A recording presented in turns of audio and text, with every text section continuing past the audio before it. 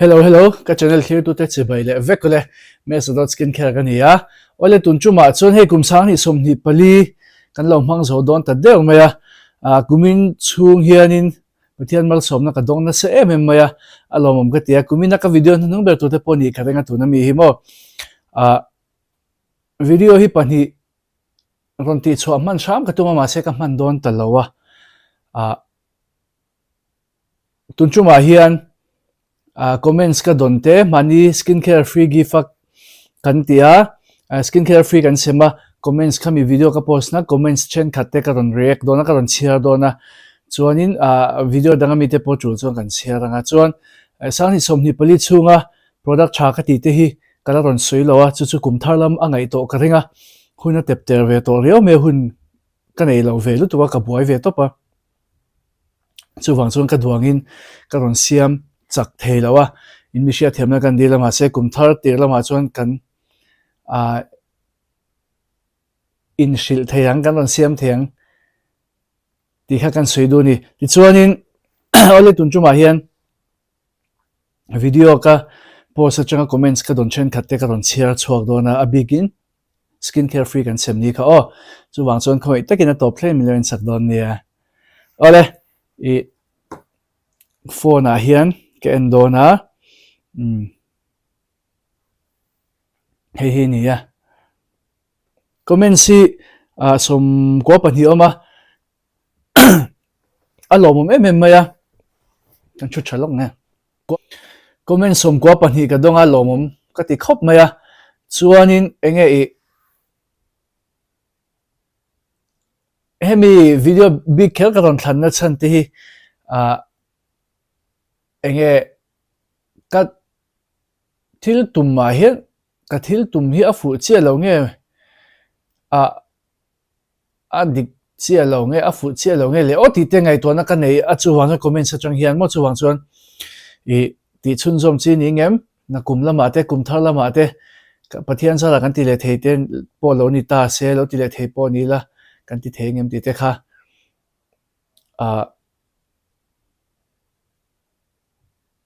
mi ngai to tira ti chuanin Instagram lama ka message don mak deu tila chu te po chu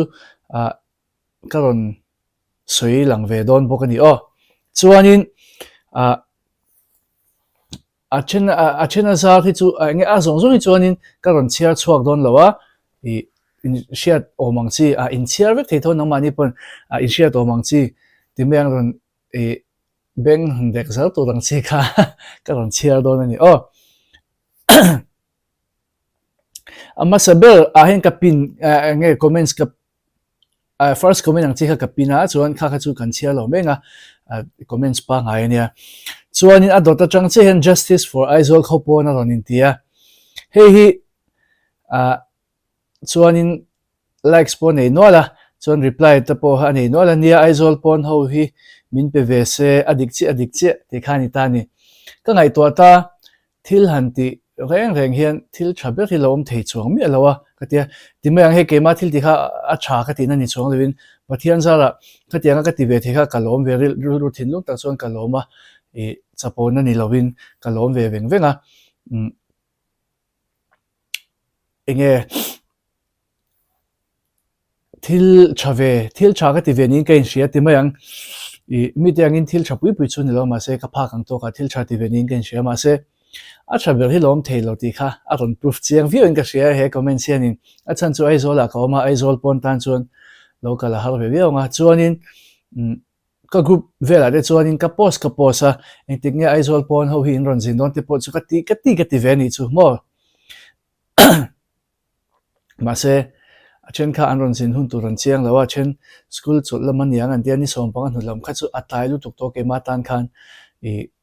so pang an lam te chu Aizawl om tan chuan kanin bo chei chho ve tran to ani timeyang kanin kan boy chho ve to ni hun pui wang te le program ne hi tam du lu tuka zai pola te kan lo tel ve bok ne na mingin program ne hi tam du lu tuka chuan chuan ka hun hi in da ya ha to pamo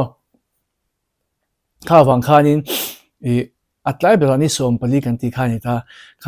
khami ai tlai kha chu ahal sa ve to pani chu ti chuanin ดูทุสามาจวนเนี่ยไอโซลดิสตริกอาที่หันกัลกอลดิสตริกช่างชาติกัลก็หันเซมจูจูข้าจาก็มาเสเฮมิโลเชียพุยเวอุลก็ดูจูซุมดงกันนี่ละวะดอร์เซียมโปกันนี่ละวะทินเฮมิกติก็เซมโปฮิตุมันมีรอนสปอนเซอร์ละวะตุมันมีรอนเปละวะเกมไม่นะเกมมาปอยซาเองที่เมงซุมเซงะก็จากคอมเวลียวเลี้ยวก็ออเดียนส์เตกับ followers เตเลโอเคออเดียนส์ทั้งมานี่เตตันเลี้ยวเลี้ยวตุตะกติจูอันนี้อะข้างค่ะมิโลเชียตปุยอุลกติยะเองอาเราทอนะเซมริงอตัวฮักกันนี่บิ๊กแล้วอาทอนะดงอาทอนะเซมริงอบิ๊กฮักกันนี่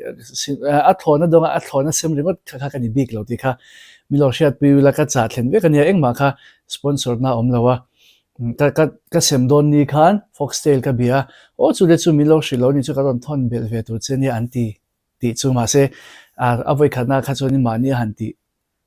ค่ะก็ดูเวชิมชิมาบางคันกันที่เวคานี่โม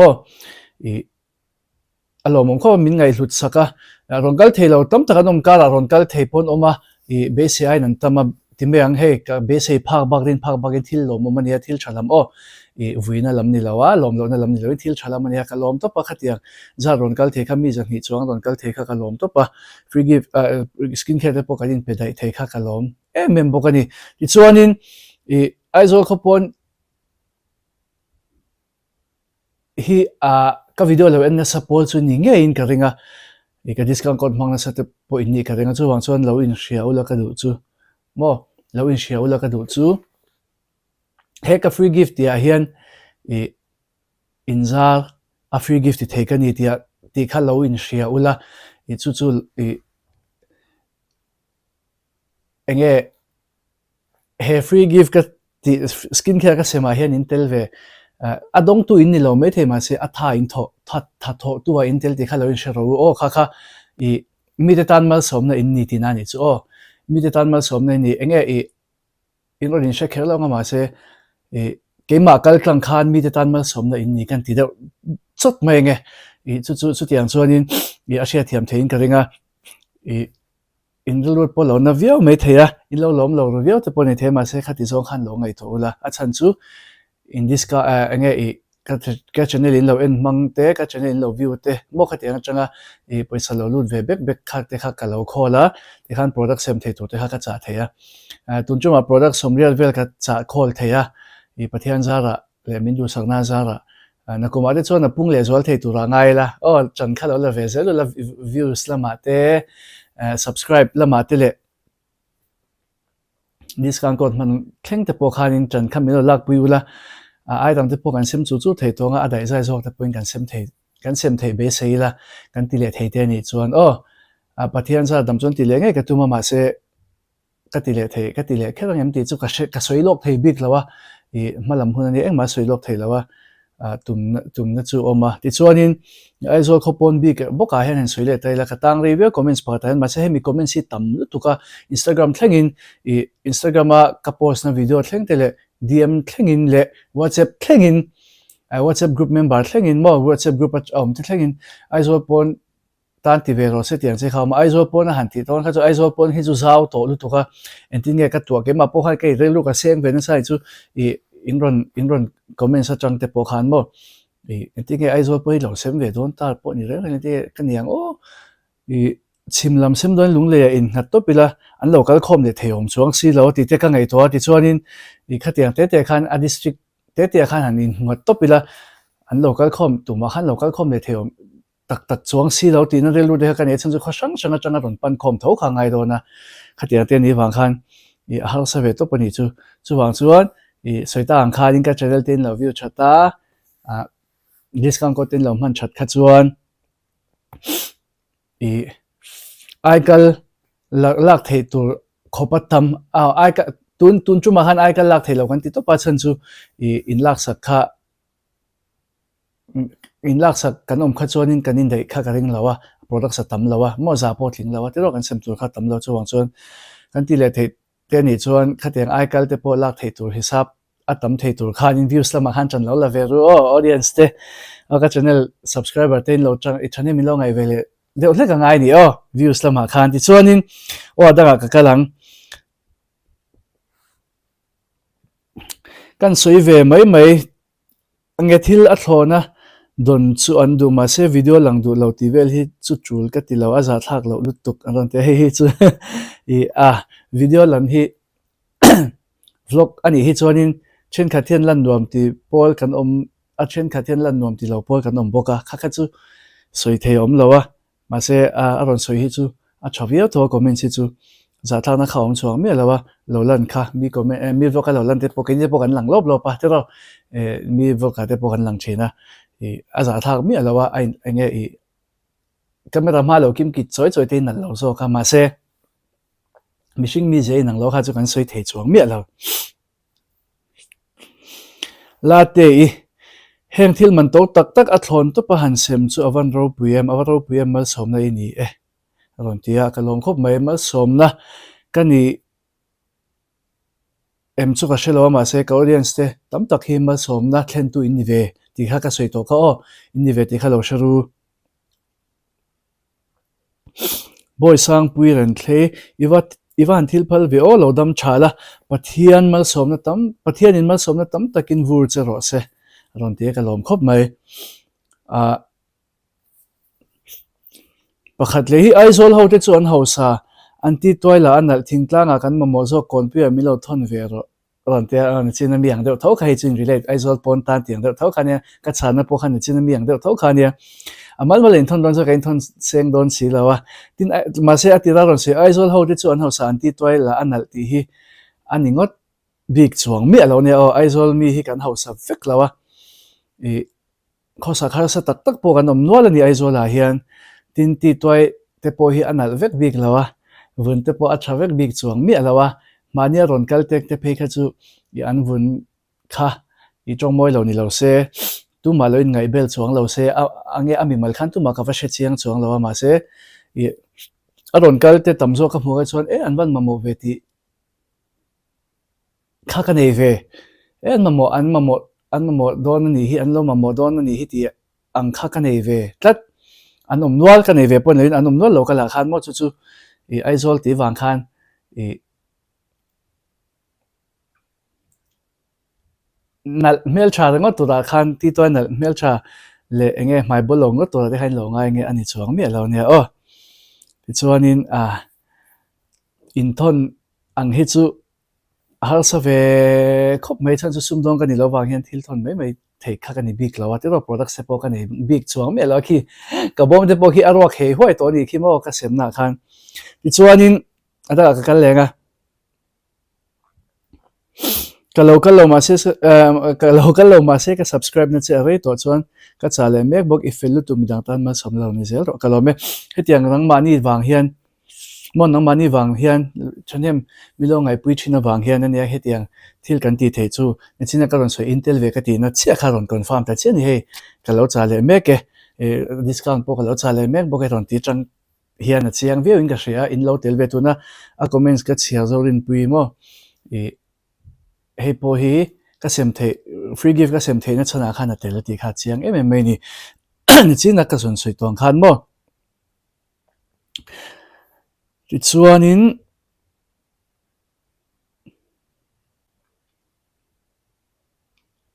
dong thei jing hei po dong thei jing a ka tel ve ka lom lu tu ke ron te dong jing ami te pon lo comment na chang an share ka lom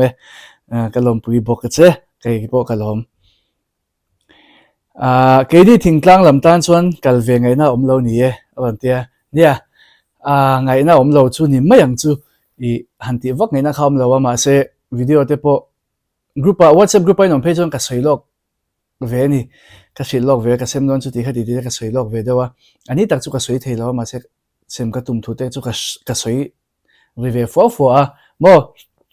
whatsapp group om chatna te khani ve je ka tiang te kha mo a chen in lo ma in lo leaflet china tiang te khan om ve cha chang kai na khani ve chuan instagram la ma te po ka posa youtube pa te po ka posa khatiang khan na se khwa om na te a hlat chuan aizol changa hlat chuan te ro lo kal mai kha har ve tho hei chu ti hian 50-50 in sha thiam ton mai angu ti mai ang 50-50 in sha thiam ton ila in support ton zel thawangu ti kha kan som dur cheu ni avan ro puem ke ni veng la tekal phavelo mai la khitiang za tin han chang khithin lung te in kalom pui ti chhle mai alomom le mai hemi comments chu e dong lo ma se dong ate lom pui na kha alomom shim shima veng la hi aizol kho chunga po hen veng in hlat de kanom ve adi krenga e ma se kan ting lo dong du tan chuan lo kal ve wang thei thawnia i luang bol te Bethlehem du tlang changa local te pono mani khan mo college veng ti te zema bok zuang tui ti vel te chang pon local mo e ma se man dan te point chen lawatin alo hla dia chang local te po kha pe om lo ve thawa ka chang lo anga ti ri lu kha aput ve thei thawa hi chu ka se thiam lu tuk tho chuan pakhat le hi ka local chan ka chang lo nangin ka wa nei khop mai ka lo ma mo ka chang hlowa jasari man loi ke chon le dori la ka le mai thei lo tur a thlon lia lewin in zara ka donga ka mang ve the ka lom khop mai pathian in mal som zel chero se kalome ki chuanin o I akal chan ber hi foxtail ani kha ka ringa foxtail free gift dong tur khani ka ringa ma se foxtail khani na dai talawa ka camera ka microphone battery lo lo a ka soi lak lo khan sound lo top de I ka soi chun zom mai ka soi na top na chang khan I alo kal san ka foxtail ani ka ringa ma se foxtail khani na dai lawa soi ta khanin I skin care dang ka la khom na sa ka sol khom na sa ka nei ho khamo khata jinga mi khani ka ringa ngam ber chu ni dona ilo chatwi ilo nge ka be se ya foxtail po iman thei hun lo nge to ta nga yang o ai zo lom velo chu kan hoi hai hle mai khodang tan sem veng ngai o sa smiley ron da hei chu nia a boy thak je chun cheve chiang don an ni po hianin I ma se audience te ne ni chon kan nela kan ni to pa group om ho page kan nel me maya kan fiam bor kan fiam thu kan wang bor I min ron ngam tlak ve ka ngai shim shim hei chu apoi ka ti chuang mi ala tia in ron comment hi mo ithil ro pui dong velo mai la ithil ni no ma hei tia ve kan ya mo audience te po hi a ngoi tu adik don lo kan ni rei long ani lo in lo ngai to le don ni ru hi dik lo lom si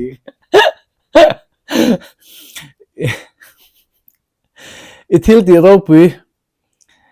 dong velo mai la pathian le tam takin ma som chu ro se cha hiana love pathum kalom lu tuke lo dong ve thei la chatu ron ya te ti la damila chu ka dong ve ang mo le hei hi awa poi ve dam lo lai tak lo ni mo lo dam chazel ro ai zol kho pon hle hian kan ma mo sin le hei pon ni china ka chan nang thoka ai zol chunga po ma mo an lo om chu ka ti khawo aron la te singa kan aron la kan en khan an lo ma mo vek mai an mai kan en kwal vel kha chuan kan ti der thot ange kaning champaya local ve ro sem turin karon chho mai do man le ti ro ka face wash du ka kalchan ka donga athlon liao lewin in zara kalom lu tu kalo soi lo thei lo ni lal pan mal som che ro se lo soi chu lo soi chu ru poi mi alo kalom lu tu ke iwan fel tak o an te je di kalome Juliet ralte iwan ti ro pui ve o ma som na lo dong ze lang che kalome Rebecca ka du ve viau a chuan tam don sia midang ka kian tamai kadin nai viau na chu van ti ro pui ve itilom mu tu al ban ma so mol che ro se kan lo pian chho birthday ni te hi thil thatinan han mang hi anwam in a ro puya pathian min siam chan kong zo zel kan ni boka comment chale mai kalom tu birthday pual khania nia ka birthday ni tak chu ni lo khamini khama se ka birthday man ta ni wang khan birthday den chen khani to min lo shiat puya kalom kan tinge ka local ve thelo nangi ni fel emai lom thu kan lo shil ve shim shimang che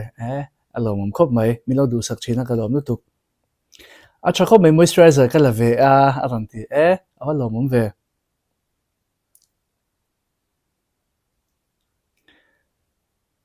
chuan comments pakhat ni sa thla chu mo ka group ate po ka post nge biak moi foxtail mo ka tia moisturizing Nivea kalo la dai ni chu ai to pa ka ngai to khan abu song song ka ngai to khan ka ni kha sa suwala ni chu mo hemi ka chiar te phe chuan a chan chu Nivea moisturizer kha bur biala nia lian pui me bur lian de hlok de khania ka rel lo chu a mingen lawin abura zrini en ani mo a hlok dan to zrini en ani mo ka tia ka rel te te chu ka re zon to ka Nivea bur ka chu hlok ka liana i man po kala mang tam lo ka review na tur a voi ni khat vel ka man ba kala mang mi lo tak taka man tur la nga khopang kha kha chu a shim shim ma se foxel mo tia han lag nol kha chu a hit ve shim shima a bura lo lian bok sia mo mamolai tak ni ma se kan kal ve thei bok si lo pui aizol chunga om lo chu a pui lo ti su aizol chunga om lo wang khan mo i om na kha chu i om na kha chu aizol ani lo wang khan pui lo ti chuang mi alo la ma se a pui ka ti pui tho chi lo kal thei lo lai tak ero hi chu soita kan khanin aizol pon tan chuan local mai kha har sa ve viau ni an van tam em bok ve mole alo mom an tam po ka ti phalo ge chu kan be se phak bak ania kalom top super glow moisturizer ka chang man lo ka rilu na ma se adang ka dong thawe alo mom thawe te ro super glow moisturizer hi abur thar tak phe chu ka ti tel pakhat vel bak ka dalawa ka man to sa kala man zo si lo laman tham om laman torom che ong chi kha chu pa bur ni vel ka da chok boka a tam lawa super glow moisturizer tak kha chu mo chan lo kha a om ve viau tho mai ka ti toner ka mola tak ma se fal ko na chang chuan a hla ve det ani ve tho mai thingtlang tak khodang tam takai chuan a hnai jok thowa local man lutuk tho ania da tlai dar thuma chang de han kan se mo ma se nia kalna te aram chan lo chuan boi thak ve tho hei chu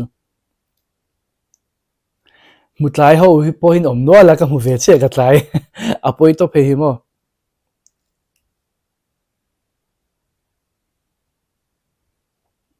ka boi la hian ila giveaway je kaning a poi the hei hi nga tinga ni o chuan hei hemi comment hi kan result to ka chani vul te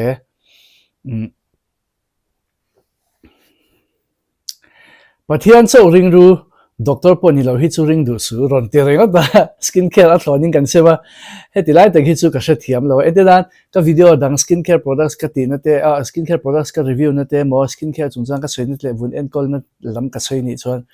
heti ang hian ron comment poni se amak ka ti lo nga adik thil di kania doctor po kan ilawa thil di kania ma se pathian chau ring ru aron te doctor po ni lo chu hi chu ring su aron te pathian chau ring ru aron te doctor po ni lo chu ring su aron ti le box ya doctor ring zok ru ron ti ni om tak si ma se doctor ring zok ru ron ti tum om tak si ma se pathian chau ring ru ron ti le a comment in kokal no ya hi chu a hore na po ken chuang lawa thil dik thawnia ma se a ron comment na video e roi chu fu lo thum ka tia ve me na fu chiang lo mo ai khana fu chiang lo mo ang deu khan ma se a fu lo deu ta ni comment na video mo skin care a thlonin kan sem ringot khania even fel mi chuan biang na wi comment mo an even fel mi chuan an man zeu to po an zuar hram ania ron tia hei hi nia machine kain ang lawa kain ang law ti mela an nei tu zel thu khani to ke mai chuanin man ton hui shal tumna hi ka nei lo to pa ke ma bi ka mirang chu ka soi sak thei lawa han shal tumna hi ka nei lo to pa chan chu I product si milo peti tu hi at katong na sa tin veng chunga po iman bang ka du tiang te katong no lama se ana zo hi chin pek vek thei big chuang mi lawa du sate mai len pek thei chuang mi lo chuang chuan he tin audience te le ka followers te ka du sak top chu ni chumo do chui lawa chuan entinan tu manin mel chiat pakhatin emo min ngam tla de pakhatin man bang ka du lo ti ta se petaila nang mani he karil ro lo he chanem ngai taka I ka video lo view te lo comment te le I chanem mi lo ngai pui chin tu te kha karil ro he ni lo lang ma sa china I ka pek lo pha fo ani nan chan bok lon bok si lo nang ni nin chan lo ai kha cho ni lo chan big po kha affair lo kha ka ti ani chumo chu wang chuan I khatiang khan agi ange a thlona semang hun top te kha man kha ka du zo ka I man bang tunai chon man bang ka nei to vak lawa I min dil pon se pek tur kha ka nei to big lawa khatiang khan ya nang mani hi ka audience se ka followers se hi in lo lang ma sa ber chin ril ro hian mo tin ke mai chon zuar tumna hi omlem lo han sum don pui na thamani lo ve ma kan man to nu te hi chu mo ani na ta kha chuan chu wang chuan midagina an lo man theina chan se te atex chartal pon lo share theina cha an cha thiam theina te atex chartal point lo share thiam theina te khanin in lo mang ve the kha chuan kha ka du sak pui jok cheu ni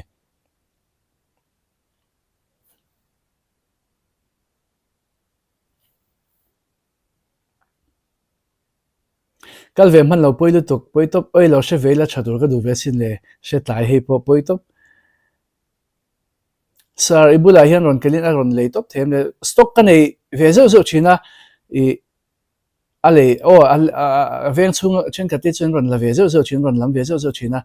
a san pai chung ka zuar chuak chuang mi alawa ma se stock hi chu ka nei ve china ma se tunin mun a stock ka nei shilo thathar lama stock ka nei chawang ka cha khom chan vele chawng ke ma pon offer om vele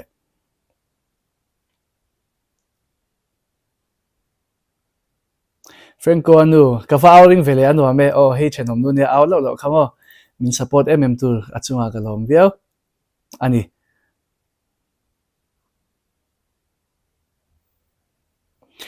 skincare thona sem hi iwa hanthil pal takem enton tlakini ronkal phani lang chuan kamang sindu tak ani ang chu a spelling hi chia ra har de ka manipura kan om de I channel ka lo en char charang ka lo me milo en sak char char manipur ram changpon supporter kan ne ka lo me monday ala lak theng me taki chu Saturday India kan sem khania thochan ni khachu a fu to chilo ma se ni thole ni ron kal po khano mo ma se ron kal bel to su kho ita kin ron kal chuang mi asu te han ti to pila thole ni tlangwal pahin ron kala karum kong kai ron kik ka in hoin ha thok ten ron tir chhoni ka denga chung ten lawam lawa so aron karum kong kai ron kik ka chung ten ron lut tu vel mo ka no pang ron kik fiam tu vel mo ka tiamo ka wa hong tlangwal pahin ron ding hol kan I kha sang reng to ka skin care khala lak them ron tia inwan ron kal thaye mem ka tia ma se chu te po chu kut beng in an holo o ti kha kan soi ti jong kha kan soi nge ka pek chu ka sei lo nga kut beng in an holo wa I ma se hun ti amani to lo ti the chu lo shil sheve shim thawa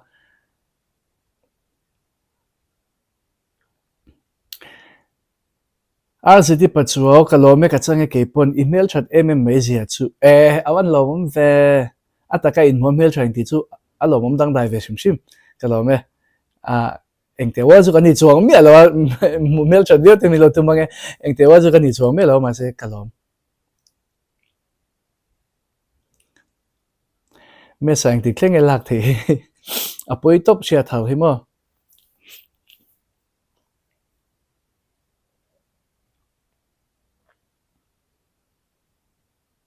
Manipur lama changa lo en ve te hian giveaway chu kan dong ta lo phot sani hi poi top Manipur amilo en sak chak chak thoru o Manipur lam fans te kan tinge kamang ai vek chu wa chu wang chuan ilo en chak chak thoru ne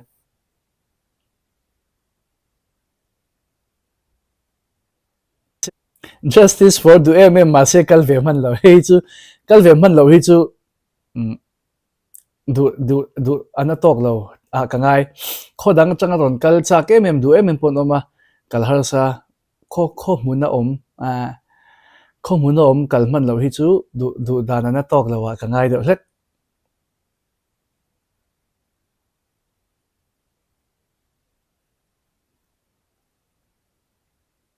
ril ro ve rang si kal thei box si lo oi ka ui lu tuk ama me sa muna chance ni bok apoi top chuanin ka semni khanin keima kha ka tam man lo to pachan chu be se khan lo thanim ta wan products sem tu ka la khom cha ka in la khom cha ka ru man ka tom tam to pa thalak pi du che ponom no la ne anti po khanin e mi lo hak sam lo se ka he ka ti zo chep ka ti ma se la pi tu ponom thawa a hom han te ponom thawa e mi lo hak man ta che lo te ponoma ka in thasung via wa ma se mi lo sha thiam ru kha ka din hun ani product ka zong khom na salu tu ka buai to pa mo ka lo view har ni mu ve che poi top khatiang lo view har ta po khamo ole I som quality ya khati zo ka ron share the ni se a cheni chu emoji te an nia I thu om che lo te ni ya chu wang chuan kha chu kanin sha thiam to tu ra ngai la ti chuan in Instagram la ma kalila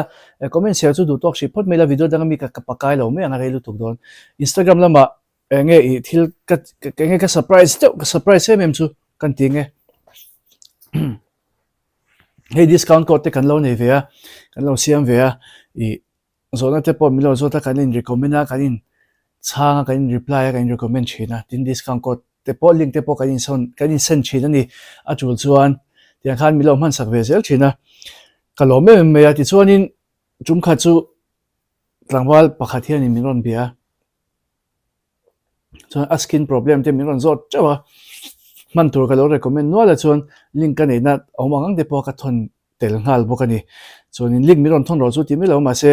I milo betu tamzo khen link in min ti zel thawa wang hianin ka recommend na I a link ka nei na chin kha ka thon ani I offer om na chin te mo offer om na ang de le a thiang ka teng han ka buai puya ka a man tu te ka shil boka a ming nen thlap in ka shila ka sena chuan link kha ta tang hina cha tlom thei boka I mang I cha du ni chuan lo link ka tang hina lo cha don nia ka tia ka nei ka recommend hawa link ka nei na khan mo chuan I ti hian mi ron reply a ka thian duin ko ta nei ve a link ka nei ve ka lo mang me ang a ron ti ta ni chuan in mak kha ka tiang reng lu tu ka surprise to pani chu chuan in a ni chu apoi lo o mang ro ka tia ka ti liam satya me ma se ka lu te chuan I oi thian nin ko ta nei chuan I thian ni chu a man tur va zot la va in recommend tir ta che ti kha ril ru te chuan a chak ve a ti mai ang mishing ril ru chuan ma se a fu ber chuang lawa tin khatiang khan changila I biak nuam lo emo mi hau ching emo I thin chia kha kan chang let dei thei don ti kha ka shia awangin I ka chang khati zong kha chong ka chang du chong lawa ma se ka ko tamhang don lo wang khan ka ko tamhang don lo thu ron sui awang khan ninge chianu ko tamhang don ti ron sui kha chuan mak ka lo ti ve lo ma se okay poi lo mang ro ka lo ti ya aba kha chu ti nge da lo mang lo me kha chon chu I amak ka ti ve do hle ka hey discount code te kan nei lo na pok he ki chu I chu tiangin ka discount code hi mang ro ka ti bur lawa mo I tin a zong an discount hi code hi kan nei thei bik lawa an siam vek bik lawa I siam na chaw ten neya siam bik na chaw te khan neya hey I brands pakhata hianin request ka nei ka dong na savia wa ma se discount code hi an siam biao lawa I discount code an siam lo hi chuan in chen khat discount code lo nei te po hi chu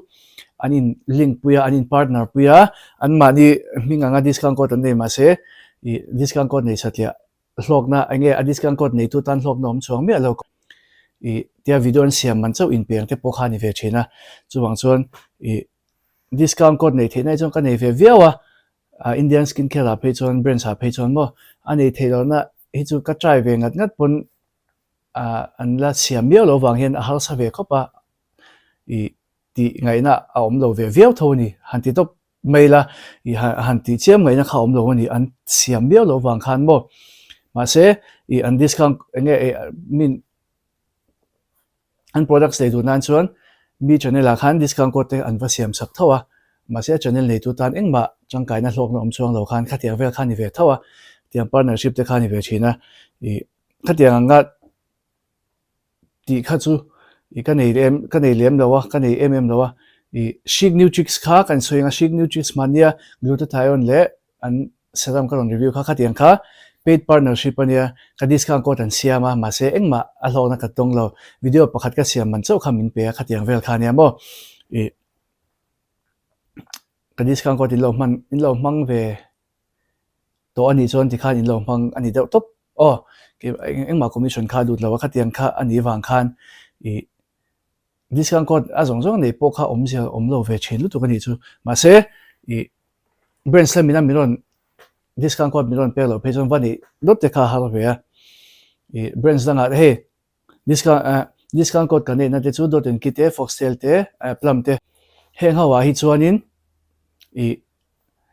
an mani te nen kanin bet cha a kanin collaborate cha kain collab cha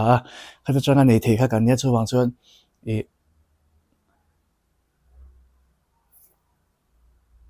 video kan siam lo po khan kan discount code khan nung renga reng thung ta ni chu khatiang khain an lo na khan ni ve ta ti chuanin kan soi te do I ka soi le tak ber du chu discount code te kan lo ne ya tin I ke ni te pe chu doctor po kan ni lawa I min lo zo ta in zo man te po kan la lawa lak tumna pakhat ma kan nei lawa bokana tun ma pon kan nei lawa tun hu pon kan nei chong lawa paisa lam pangi chu tiangin I lak tumna ek ma kan nei lawa in zo man te mo chen khat chuanin anga em ten ron ti china ka du lo thu ten ka lo soi china I enge in zo in hey product man to in zo man ka tiang kha ka du lo tak zet zet ani mo angai kha ka ti lo tak zet zet ma se ka hey ka be se ve ro chu I discount code kan nei na nga te kan lo in recommend ani chuan discount code te milo man sak sam tu khan kan be se ve chu kan gen chu wa I khatianga mania ka message jo nang chi zona du tok in zota discount code midanga tan man sak de ang chi te kha I enge aril runa thak ve chungil te chon ril runa thak ve chu ti an che chon midang pon discount code an nei ti ro ke ma chu pon discount code kan nei an mani inva bia man tu te inva zota an lo recommend thejel chu ni chuan an discount code kha in lo man sak kha ke pon ka du sak pui kha chu I an phu ve ni mo I the top an lo chho pui chuwa ke po kan yang the top ka lo chho pui chin ka audience te chu ni pon ani don cheng sa I the top ka lo chho pui china I milo betu te chu ke pe chon zon ai ka zot nem chin ani ho an problem an ron su hian chu chu mang ro ka lo ti nga satlia top lo an problem an ron su ka zon ka lo zot le che kha in lo nin lo ve tek po kha nga ya ka lo zot le ve che thil tam tak kha in zo kha ai ve china I chuan